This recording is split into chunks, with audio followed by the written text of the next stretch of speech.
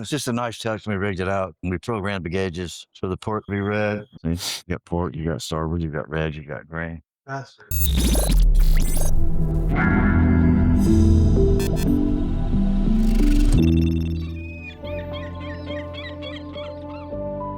What if the ideal Great Loop boat isn't a traditional trawler at all?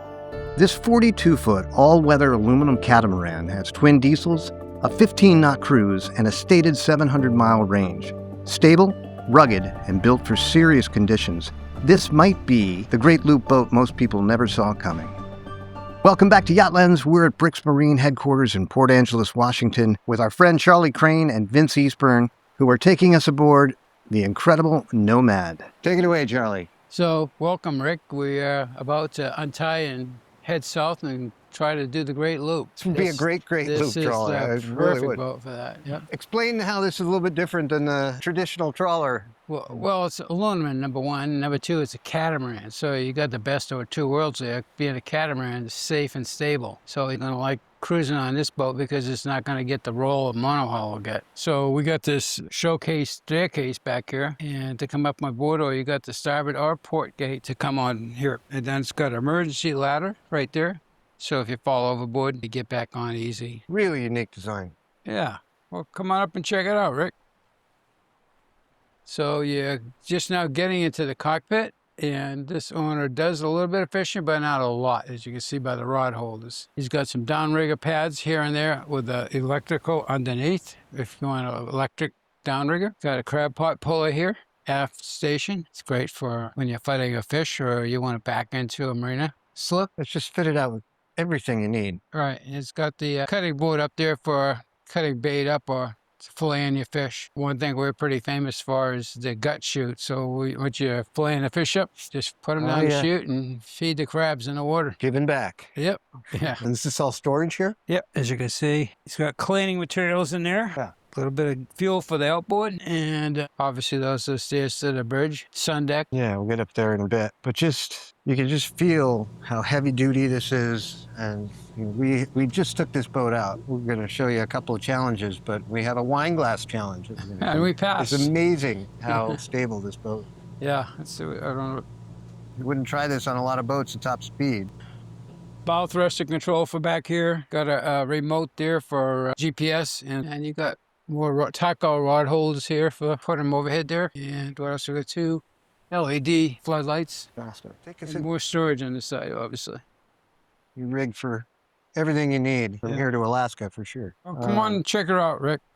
As you can see, I was thinking you were going to bring the wine, but everybody always thinks that. Yeah, next time, right? Yeah, so it's a little settee, obviously, and it can convert into putting a bunk here if you really wanted to.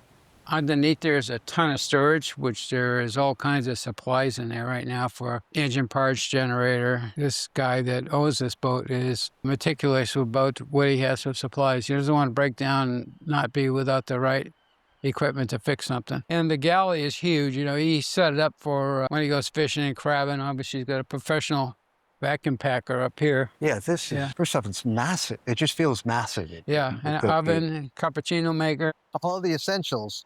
Freezer and refrigerator. And over this side, he says microwave in case you want to microwave something. Storage for dishes or flatware. Tons of storage. Yeah. And here's some more storage too for blankets and so forth. But just really comfortable. I don't know how many people you could easily fit 6 people there or more. Yeah. Stainless steel sink. I mean, this is just, it just feels like the best of all worlds because you've got commercial durability here, but you've got all the comforts of home. Yep. So you feel really safe and have a good time with your friends and family.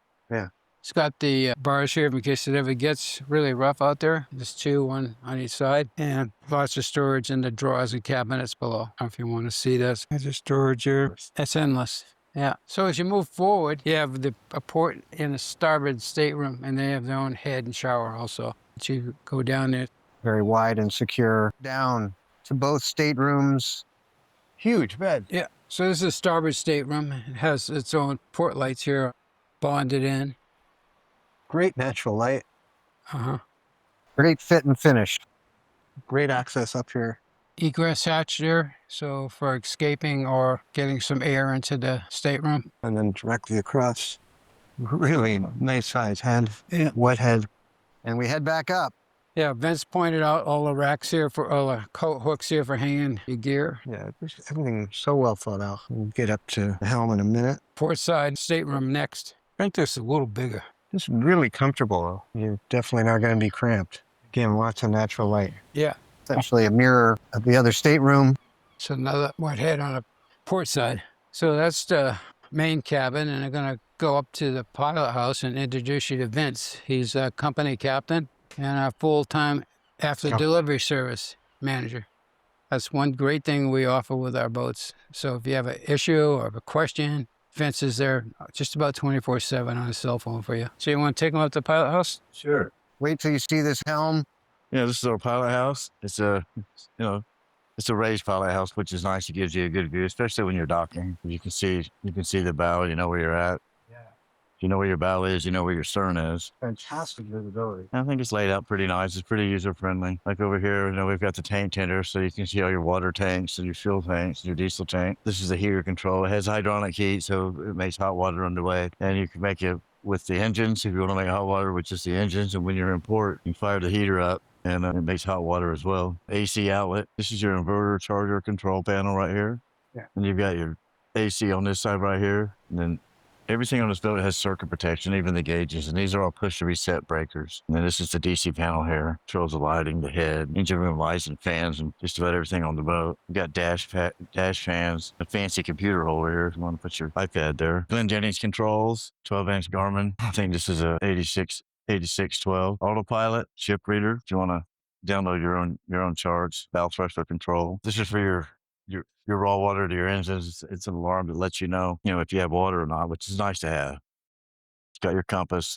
You got your gauges.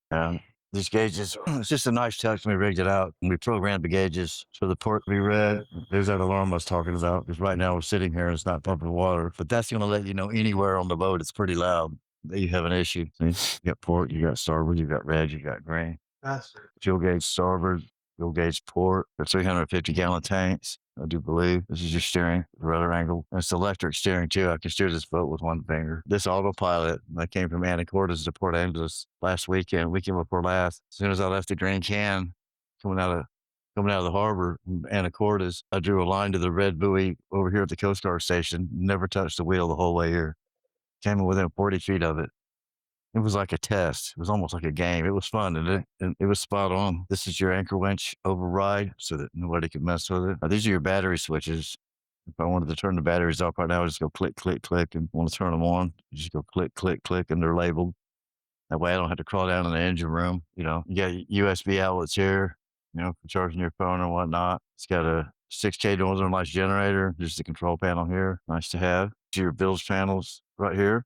So this is the high water side. So first light is going to come on.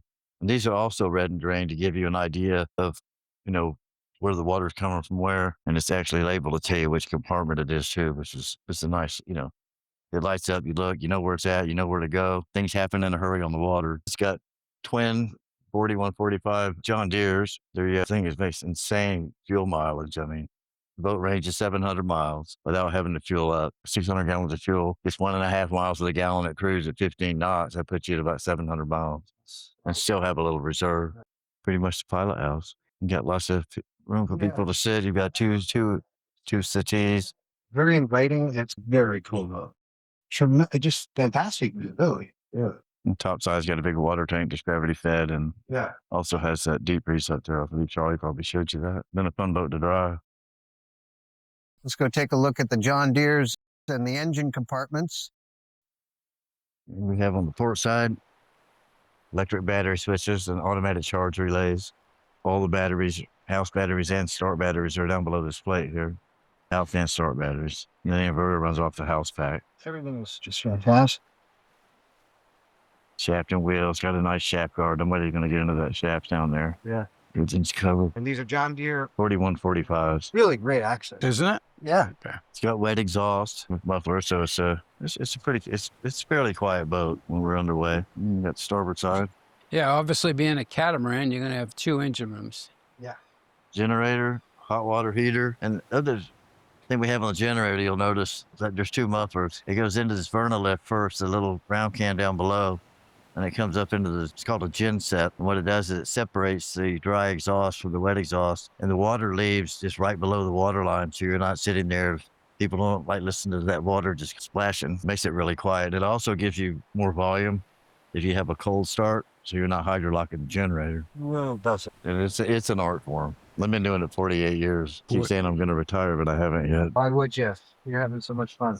Exactly. I travel a lot too. That's a part of after delivery service that we offer. We'll get big refit jobs, sure. And I'll grab a crew. I coordinate everything. I put together the parts, the scope of work, the whole 9 yards. Our secretary sets up the travel and lodging and everything for us. We're pretty much turnkey, and we go in there and we kill it. I mean, new boat owner, talking. Yeah. And there's a lot of systems on these new boats too. And, he's trying to take it in all at once, and you can't do that. You have to take one thing at a time. Yeah, and the reason I'm in this position is because I've been with this company 26 years. I've been building boats for 48. I've been in the marine industry for 48 years, and I know our boats inside and out. Somebody calls with a problem. To me, it's just second nature to know what everything is. I mean, Thank you, Vince. You're welcome. Take us forward, Charlie. This is the starboard side, obviously. Yeah. And it's a very wide walk around, so it's good for fishing. If you're throwing a line to somebody while you're docking, it's really convenient. Sure. Port and starboard boarding doors. Captain can very easily come out of the pilot house and get access to the windlass or throwing a line. Attaches to the staterooms. That's the starboard stateroom, obviously, and got storage right here, port and starboard, and wash down spigot there for when you're bringing anchor up. But just look at that. Just the lines themselves of this boat are really unique, but you can see how that helps in visibility and everything from the pilot house for sure. Yeah, we've got a nice LED light up above the pilot house here, so if you're looking for something, that'll show it up for sure. Got obviously radar, GPS, VHF, complete electronic switch. Vince went over with you. It's a ship. Windlass. It's probably 600 feet of it road. should be about 6 total, yeah. And probably at least 30 feet of chain. More grade storage. Fantastic. Let's walk around the other side and up to the... So we're going to go aft from the port side now. It's identical to the starboard walk around. Obviously, it's pretty self-explanatory coming down. Yeah, but really nice and wide. Yeah. High railings, high gunnel. And this is a fuel tank vent and a fuel tank fill on the port side. And it had the same thing on the starboard side, a vent and a fill. So now the access to get to the engine room. Oh, that's outstanding. That'll get you to the forward part of the engine. Yeah, Yeah, exactly. Yeah, exactly. Pretty nice ladder coming up. It's pretty solid. Yeah, like everything on this boat. It's a nice sun deck. Really is. And this is where you feel that, you feel the 16 feet of beam, every bit of it. Yeah, if your wife or girlfriend wants to come up here and get a lounge chair and get a tan, this is the way to do it. This is the spot. And in here we've got a freezer. You got a freezer, walk you up there. This is the freezer for all the fish you catch. You got the commercial bagger down there. Yeah. Bring them right up here afterwards. I got it vented now so you don't get any mold in there. Let me see what I got in here. And that's fresh water? This is fresh water. So the owner of this boat, he likes a lot of water pressure, and it was his idea to put the water tank up here, this extra water tank, so we have more in the bilge. Sure. But he liked a lot of pressure, and he didn't want to run out of water, and strange enough, he didn't want a water maker because he said too many things to fix. Yeah. So our engineering department did the calculations on it and found out that having a tank this size and this weight, it wouldn't hurt the stability at all. Very unique, but very well thought out. Yeah. Well, that is Nomad. And Charlie, Vince, can't thank you enough. This has been awesome to get aboard this very unique boat. You're welcome, Rick. Good to see you again, and hope to have you back again. Yeah, absolutely. Yeah, real fun. It was a blast getting out on the water. Looking forward to getting this put together and getting it out to everybody. But we are going to have more information on the boat. We're going to have links to the website. We're going to have links to your website and the webpage for Nomad. Right. We will have contact information for you and Vince. And leave comments for Vince and Charlie. Leave comments for us. Let us know what you think of this absolutely incredible BRIX Marine 42 Cat Nomad. It's a heck of a deal. It's a heck of a deal. And we'll have, as I said, we'll have all that information. Okay. That's only $2 boat. That was good. Thank you, bud.